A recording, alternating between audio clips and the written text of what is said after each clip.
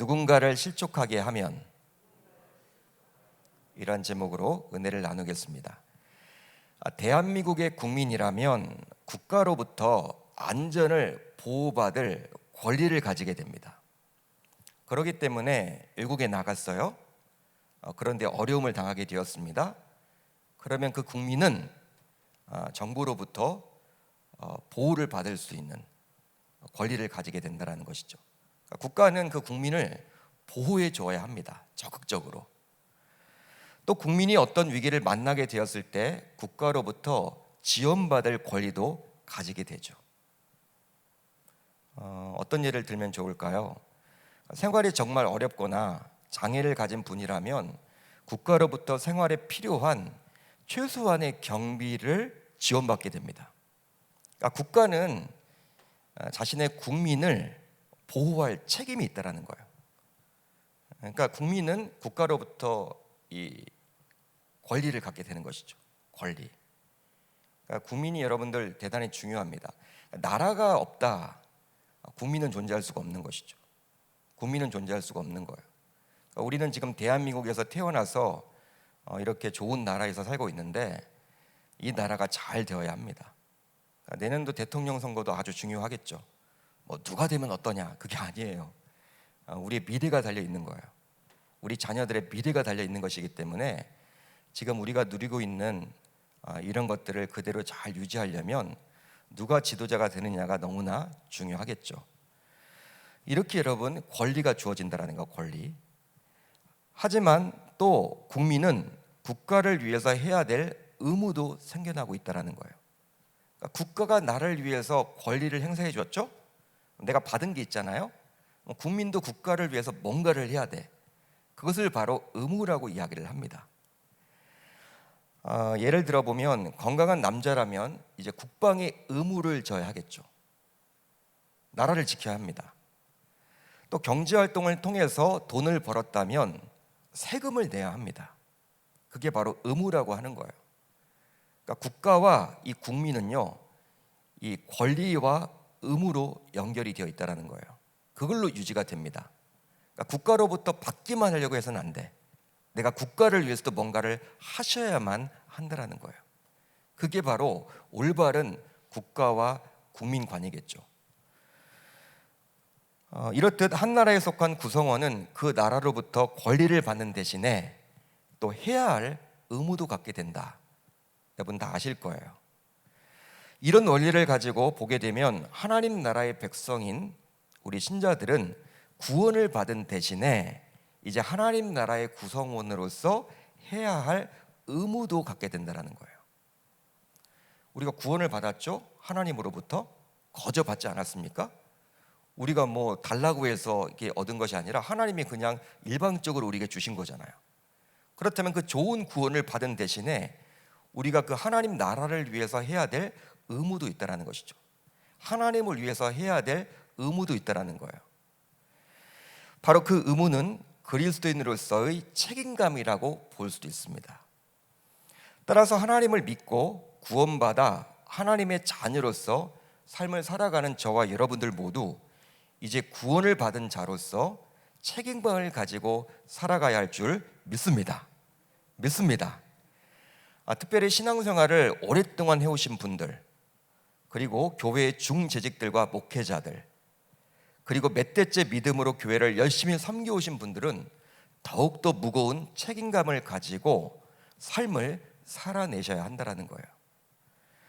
즉 이 세상에서 그리스도인이라는 책임감을 가지고 살아가셔야 합니다. 나는 그리스도인이다. 근데 그거 여러분 그리스도인이 되었다는 것은요, 이제 삶을 살아갈 때 단순히 살아가는 것이 아니라 책임감을 가지고 살아갈 의무가 있다는 거예요. 그러기에 이제 그리스도인으로서 말과 행동에 있어서 세상 불신자들과는 분명히 뭔가 달라야만 한다는 것이죠. 그렇지만 안타깝게도 우리 신자들은 세상 사람들과 구별되어 살지 못하는 경우가 얼마나 많은지 모릅니다. 그게 현실이죠. 얼마나 안타까운지 몰라요. 신자인데 불신자와 별반 다르지가 않아요. 하나님의 입장에서 보게 될 때는요, 너무 안타까워하실 것 같아. 야, 너 구원 줬는데, 내가 너에게 구원이라는 큰 선물을 줬는데, 그렇다면 넌 구원받은 자로서 이제 다르게 살아야 될 거 아니야. 너에게 주어진 그 의무를 왜 행사하지 않니? 왜 받으려고만 하니? 너 이기적인 거 아니야? 어쩌면 하나님이 그렇게 말할지도 모르겠어요. 우리를 바라보면서.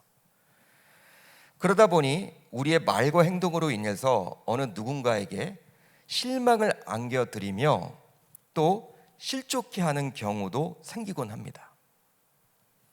물론 우리가 어느 누군가를 고의로 실족해 하려고 하지는 않겠지만 실제 우리의 말과 행동으로 인해서 어느 누군가는 실족해 되는 경우도 있곤 하겠죠.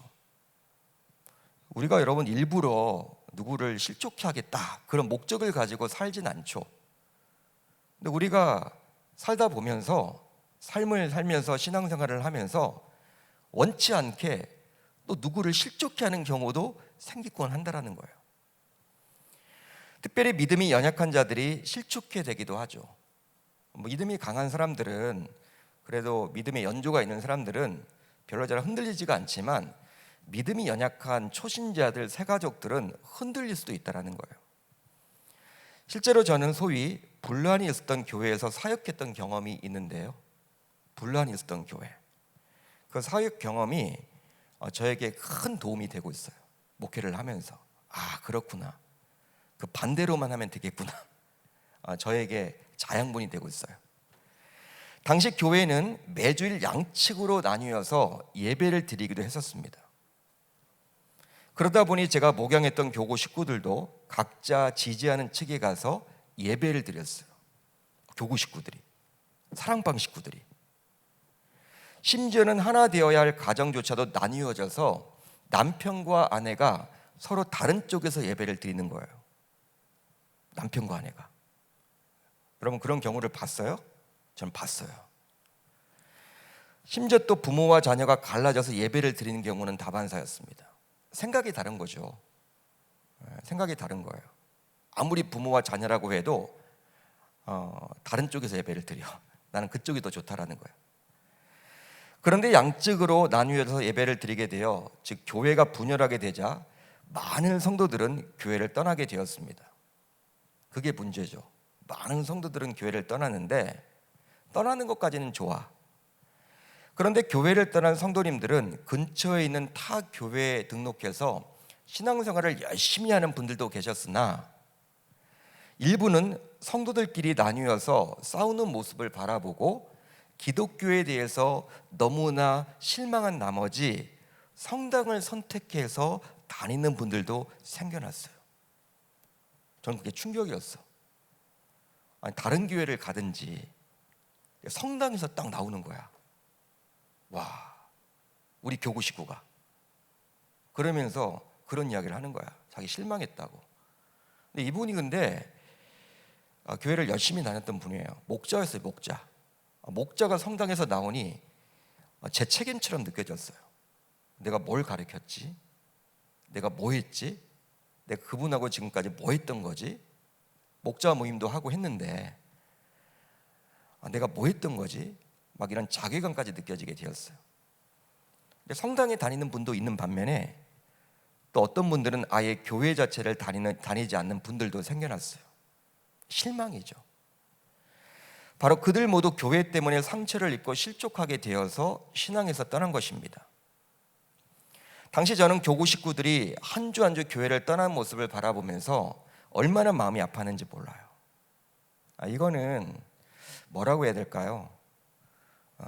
이제 눈물도 안 나. 너무 힘들어서. 처음에는 눈물 나더니 매주 그렇게 한 일이 벌어지다 보니까 너무 힘든 거예요. 낙심이 되고 낙담이 되고. 교구 목사로서 신방을 가서 말려도 보기도 하고, 좀 참자고 이야기를 하고, 견뎌보자고 이야기를 하고, 이렇게 여러분 여러 가지를 해봤지만 이미 돌아선 마음을 돌이키기가 참 쉽지 않았어요. 쉽지가 않았어요. 그리고 아직까지도 교회를 정하지 못하고 힘들어하는 분들이 있다라는 이야기를 간혹 제가 듣거든요.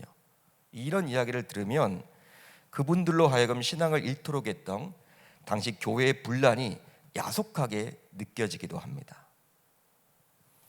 물론 교회 분열이 아니더라도 이처럼 우리가 쉽게 내뱉는 말과 행동으로 인해서 어느 누군가는 신앙에서 멀어지기도 하고 또 실족하게 되어 교회를 떠나기도 해요. 우리가 내뱉는 말 한마디 때문에, 행동 하나 때문에 초신자들, 믿음이 연약한 자들은 교회를 떠나서 이제 신앙생활에서 멀어지는 분들도 있는 거죠. 있다라는 거예요. 실제 어떤 분은요, 사업자 만났던 성도로 인해서 상처를 입어서 그나마 다녔던 교회조차도 다니지 않습니다. 사업을 하다가 기독교인에게 상처를 입었어. 좀 사기를 쳤나 봐, 기독교인이. 거짓된 것들을 막 했나 봐. 이것으로 인해서 야, 교회 다녀도 뭐 별거 없네, 교회 다녀도 뭐 사기치네, 이런 상처로 인해서 그나마 다녔던 교회조차도 안 다니는 분이 있어. 또 대형교회 근처에서 자영업을 하시는 분들 가운데서는 교인들 다수를 대상으로 장사를 하지만 그러면 여러분 교회 나올 것 같잖아요. 교인들을 대상으로 장사를 하니까. 그런데 그러다 보니까 성도들의 말과 행동이 너무나도 다른 모습을 지켜보면서 상처를 입고 교회에 부정적인 생각을 가진 분들을 저는 여러 보았습니다. 여러 보았어요.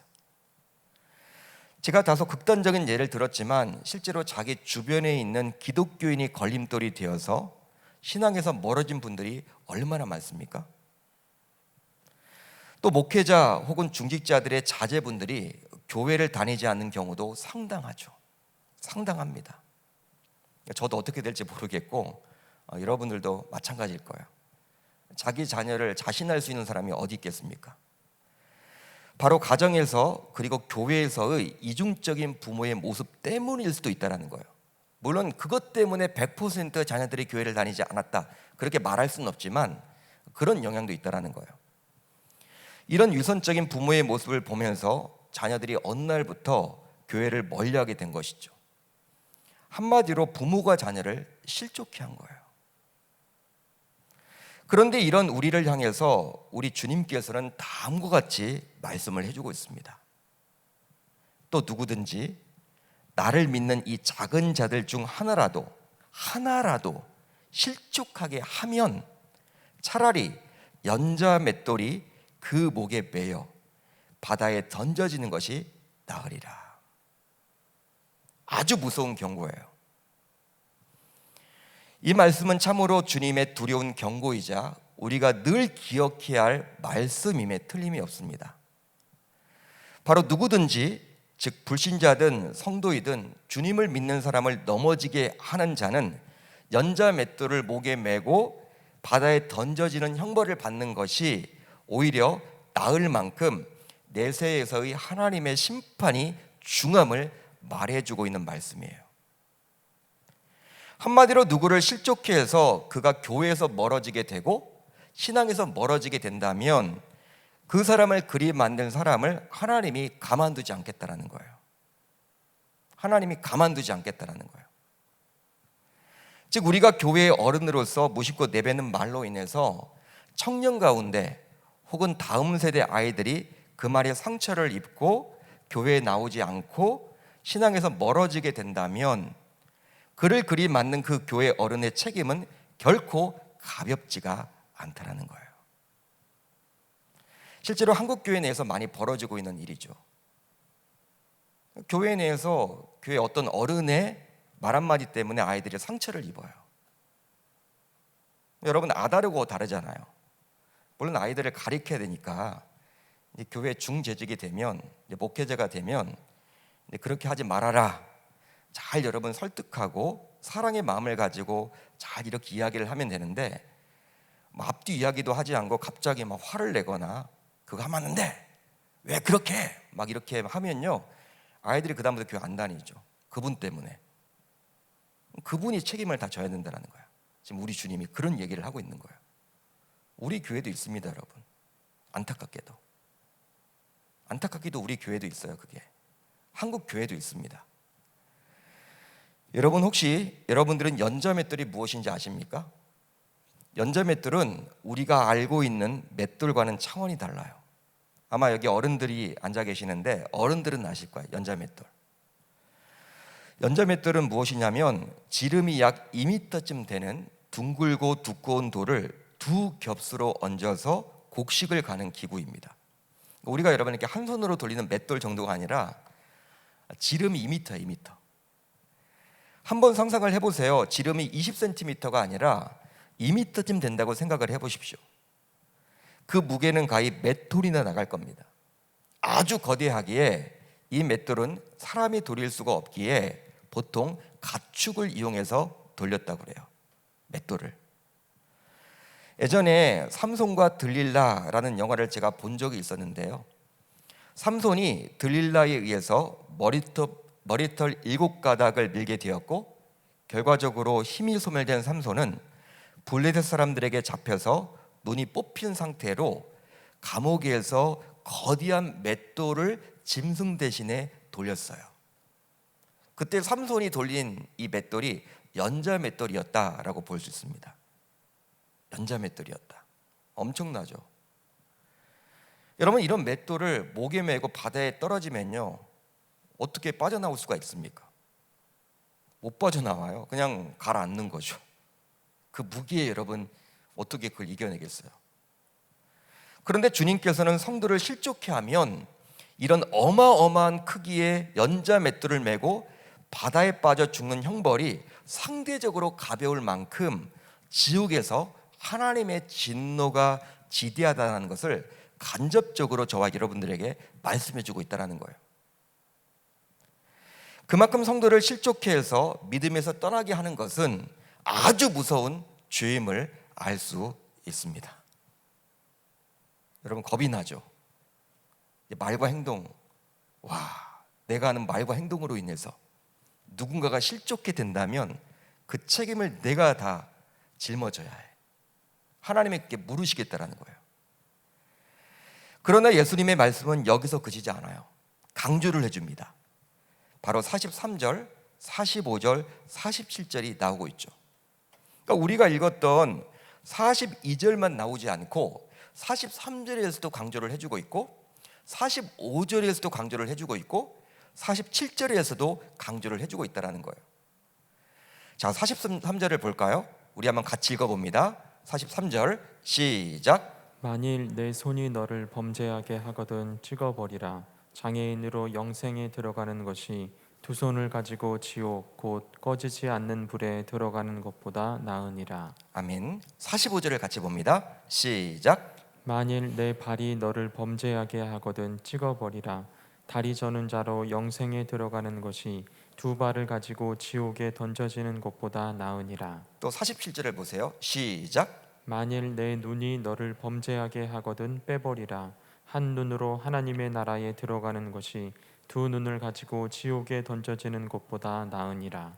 자, 주님께서는 손, 발, 눈을 예로 들어서 그것들로 인해서 어느 신자가 실족해 되어 믿음에서 떠나게 되었다면 차라리 한쪽 손을 찍어버리고 한쪽 발을 찍어버리고 한쪽 눈을 빼버리는 것이 더 좋다라고 말씀하셨어요. 즉, 그렇게 하면 육신적으로는 장애를 안고 살아가야 하지만 더 이상 누군가를 실족해 하지 않게 되기에 오히려 지옥에 가지 않게 되므로 오히려 더 나은 삶이라고 우리 주님께서는 다소 강력하게 저와 여러분들에게 권면을 해주고 있습니다. 그만큼 신자라고 하면서도 우리의 손과 발과 눈으로 어느 누군가를 실족해 할 수도 있음을 우리는 기억해야만 할 줄로 믿습니다. 어떤 예를 들면 좋을까요? 극단적인 예일 수 있는데 잘 듣고 소화를 한번 해보세요. 만약 교회의 중직자라고 하면서도 술을 끊지 못하고 술집을 즐겨 다니다가 믿음이 연약한 교우를 만나게 되었다고 칩시다. 이 믿음이 연약한 교우는 예배 시간에 대표 기도를 하는 중직자를 알아봤어요. 그러나 중직자는 이 믿음이 연약한 교우를 알아보지 못하고 그가 그 술집에 있으리라고는 상상조차 하지 못했죠. 결국 그 술집에서 아무렇지도 않게 소주를 마시는 중직자를 바라보고 충격을 받은 믿음이 연약한 교우는 교회 다녀도 똑같네, 자기는 술집에 와 있지만 그래도 교회의 중직자들은 뭔가 달라야 된다는 생각을 그는 가지고 있었는데, 뭐 교회 다녀도 똑같네. 장로님이 왜 그래? 집사님이 왜 그래? 이렇게 여러분 여겨서 그 다음 주부터 충격을 받아서 교회 안 나오고 신앙에서 멀어졌다고 칩시다.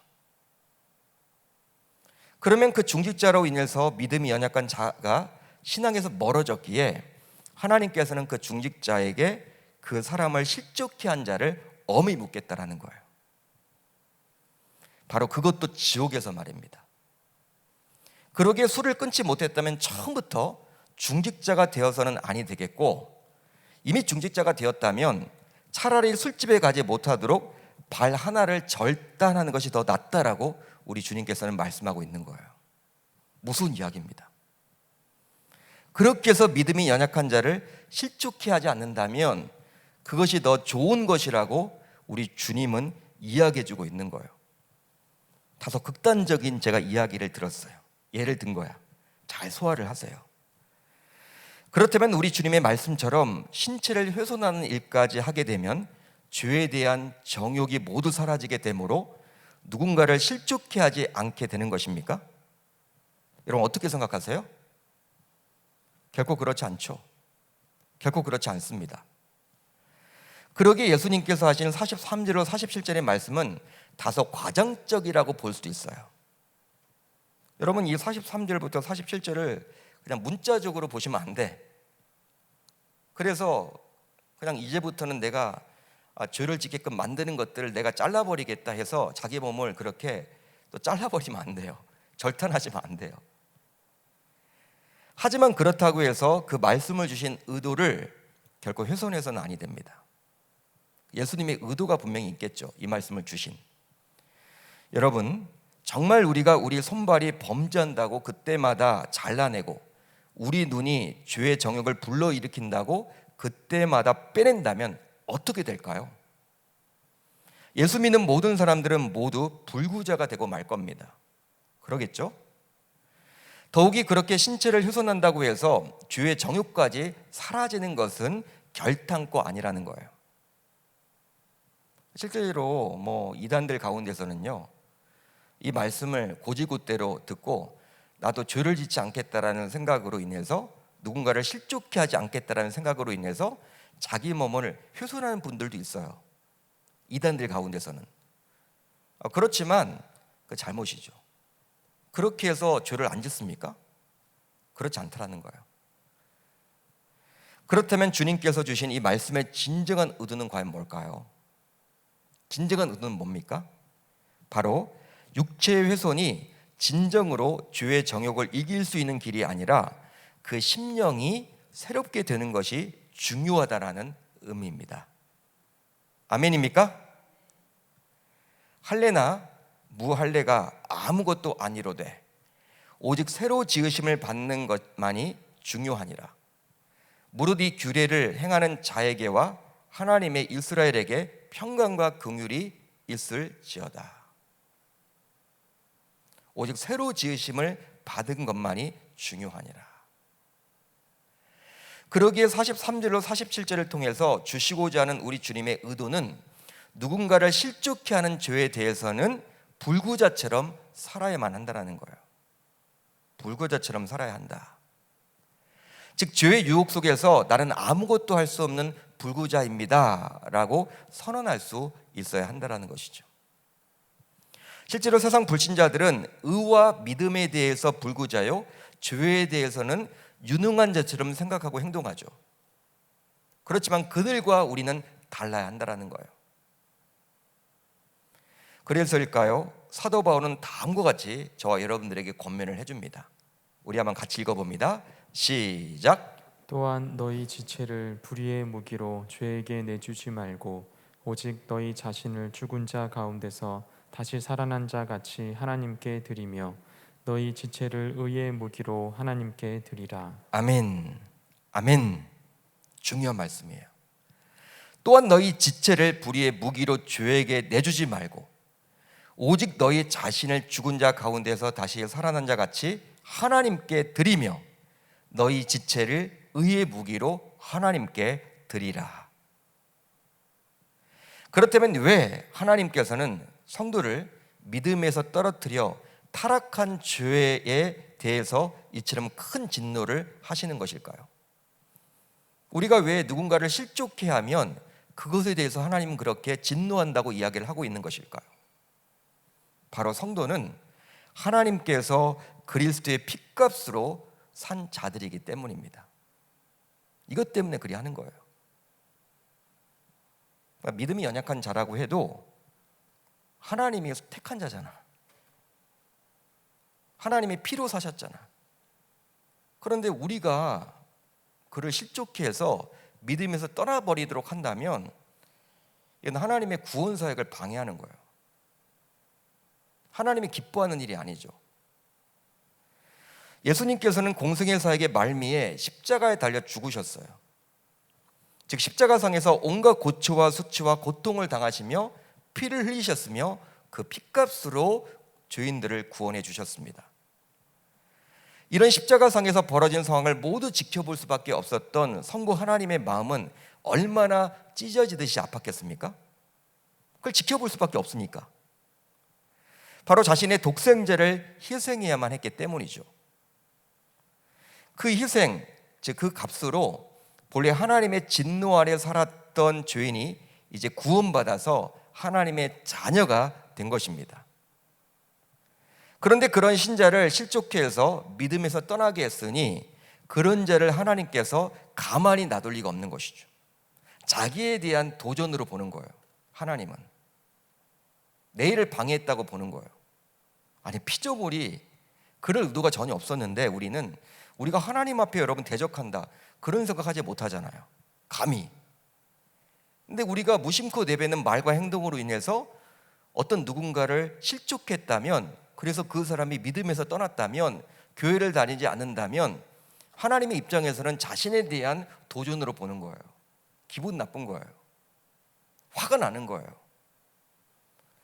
쉽게 말하면 하나님의 입장에서는 실족해 한 자가 아무리 교회의 목회자요, 중재직이요, 교회를 열심히 섬기는 신자를 하더라도 자신의 구원 사역을 방해한 자에게 그냥 놔둘 수 없는 것이죠.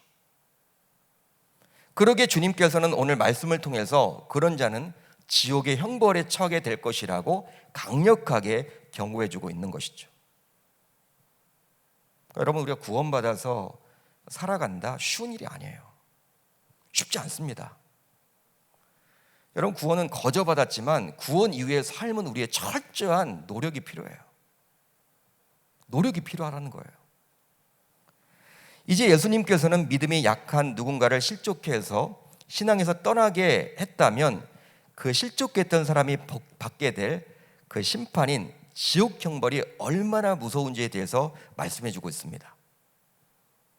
누군가를 실족했을 때 그 자가 당할 그 지옥이 과연 어떤 곳이냐? 거기에서는 구더기도 죽지 않고 불도 꺼지지 아니하느니라. 사람마다 불로써 소금치듯 함을 받으리라. 아주 무서운 이야기죠. 지옥 고통은 얼마나 심한지 끝이 없습니다. 끝이 없어요. 실제로 우리가 살아가는 이 세상에 존재한 것들은 무엇이든지 시작이 있으면 끝이 있죠. 시작이 있으면 끝이 있는 거예요. 올림픽이 열리면 폐막식이 있는 거예요. 실제로 아무리 긴 대하소설이라도 분명히 끝이 있어요. 이 세상의 긴 역사도 우리 주님께서 재림하시면 끝입니다. 역사도. 그리고 우리가 현재 지긋지긋하게 겪고 있는 이 코로나 상황도 언젠가는 끝이 날 거란 말이에요. 그런데 지옥불은 꺼지지 아니하며 그곳에 있는 구더기는 죽지 않기에 그곳에 가는 사람은 지속적으로 고통을 당할 수밖에 없어요. 얼마나 힘들겠습니까? 상상할 수가 없겠죠. 따라서 지옥 고통은 하나님의 최고의 심판이요 징계를 할 수 있는 거예요. 따라서 이 말씀을 듣는 저와 여러분들 모두 이제 결단하시면 좋겠습니다. 결단하셔야 돼요. 바로 우리들 가운데 행여나 이런 누군가를 실족해 한 죄를 저질렀다면 우선적으로 하나님께 철저하게 회개하고, 그게 생각난다면 회개를 하십시오. 그리고 자신으로 인해서 시험받은 성도를 찾아가서 용서를 구할 수 있어야 하는 거예요. 거기까지 하셔야 되는 거예요. 내가 잘못했다, 내가 미안하다, 너 교회 나와라, 너 신앙생활 해야 된다, 나로 인해서 그렇게 힘든 것 같은데 너 신앙생활 해야 돼, 신앙 놓치면 안 된다, 미안하다. 그것이 바로 오늘 말씀을 해주신 우리 주님의 마음이기 때문입니다. 우리 주님이 이 말씀을 주신 것은요, 우리 신자들로 하여금, 구원받은 우리들로 하여금 지옥 가도록 하기 위한 말씀은 아니잖아요. 경고의 메시지잖아. 돌이키라는 거예요. 한마디로 이제부터 그렇게 짓지 말라는 거예요. 이제 말씀을 정리합니다. 자, 오늘 말씀 42절. 42절은 이렇게 시작을 하고 있죠. 누구든지, 또 누구든지로 시작을 합니다. 42절을 보면 바로 이 예수님께서 하신 말씀에는 예외가 있을 수 있다 없다? 없다라는 것을 강조해주고 있는 거예요. 그러기에 저를 포함하여 기도의 11주에 참석한 모든 분들, 이 말씀에는 예외일 수가 없습니다. 목회자도 그렇고 평신도인 여러분들도 마찬가지예요. 따라서 우리들 모두 항상 영적으로 깨어서 조심스럽게 신앙과 삶을 살아야만 할 줄로 믿습니다. 막 살아가서는 안 돼요. 그러니까 여러분들, 이 구원론 자체가 흔들리는 분들이 있어요. 박옥수 목사 있죠. 기쁜 소식 선교회, 이 구원파 아닙니까? 그들은 구원받았다고 해서 막 살아요. 근데 구원받았다고 하면요, 책임감이 주어지는 거야. 막 살면 안 됩니다, 여러분. 무서운 이야기예요. 우리 주님께서는 막 살라고 안 했어요. 내 맘대로 살라고 안 했어요. 하나님의 자녀로서 정체성을 가지고 이제 책임감을 가지고 살라고 이야기를 했지, 나 이제 뭐 구원받았는데 오늘 밤 죽어도 되는데 내 맘대로 살 거야, 이거 아니라는 거예요. 여러분, 그쪽에 여러분 구원과는 틀리는 거예요, 우리랑. 그러니까 이단이죠. 바로 우리가 내뱉는 말과 행동으로 인해서 교회와 삶 속에서 믿음이 약한 누군가를 실족히 함으로 신앙생활에서 멀어지도 할 수 있기 때문에 우리는 항상 조심조심하면서 살아가야만 하는 거예요. 말 한마디를 할 때에도 한번 생각을 먼저 해보고, 내가 이런 말을 했을 때 상대가 어떻게 받아들일까? 내가 이런 행동을 했을 때 상대가 어떻게 받아들일까? 그러니까 여러분, 우리가 누군가를 실족해 하기가 참 쉬워요. 우리는 무심코 여러분 하는 행동들이 있죠. 조심스러운 거예요. 특별히 이 교회 근처에는요, 우리 계명교회 교우들이 많이 살잖아요. 근데 중직자인, 또 내가 교회를 오래 다녔다고 하는데, 내가 계명교회 교인이라는 걸 다 아는데 내가 어떤 행동을 했다, 그걸로 인해서 누군가를 실족해 할 수도 있는 거예요. 이전에 교회에서 제가 교육전도사 시절이었어요. 그러니까 오래됐죠, 벌써. 그때 여러분, 이제 같은 옆에 있는 교육전도사님이 계셨습니다. 같이 동역자죠. 근데 주일날 그분이 좀 늦었나 봐. 그래서 이렇게 횡단보도를 빨간 문을 이렇게 걸는 거야, 교육전도사님이. 제가 한 게 아니고 오래된 이야기니까 하는 거예요. 그분이 여러분 걷는 거야. 뭐 이제 늦었으니까 회의를 해야 되니까 행정 목사님이 이제 딱 이제 회의 시간 재니까. 근데 그거를 애들이 봤네. 애들이 봤어. 소문이 어떻게 난 줄 알아요? 우리 전도사님은 신호등도 안 지킨다고. 여러분, 그런 거 우리가 무심코 막 하잖아요. 새벽 예배 나올 때에도 새벽 예배 늦으면 안 돼, 그냥 막 불법 유턴하고. 그런 걸 누가 봤다, 실족해야 되는 거야, 실족. 새벽 예배를 왜 가? 신호도 안 지키면서, 교통법규도 안 지키면서 하나님 나라 법을 지킬 수 있을까? 그래서 그 사람이 진짜 신앙에서 멀어질 수 있단 말이에요. 나중에 그 이야기를 듣고 그 전도사님이 찾아갔어, 그 A 집에. 미안하다고. 그 쉬운 일 아니거든요. 근데 그 당시 목사님이 그렇게 하라고 하더라고. 해야 된다고. 그 아기가 그렇게 마음속에 딱 남아있으면 교회에 대한 부정적인 생각을 갖게 되고, 교육자에 대한 부정적인 생각을 갖게 되면 제대로 신앙생활을 하지 못한다. 하나님 앞에 회개하고 찾아가라고 해서 찾아갔어. 아무튼 해프닝으로 끝났지만 정말 그렇게 조심스럽게 살아가야 한다는 거예요. 따라서 이제부터 결코 누군가를 실족해 하지 않겠노라고 다짐하고 결단할 수 있는 저와 여러분들이 다 되실 수 있기를 우리 주님의 이름으로 축원합니다. 축원합니다.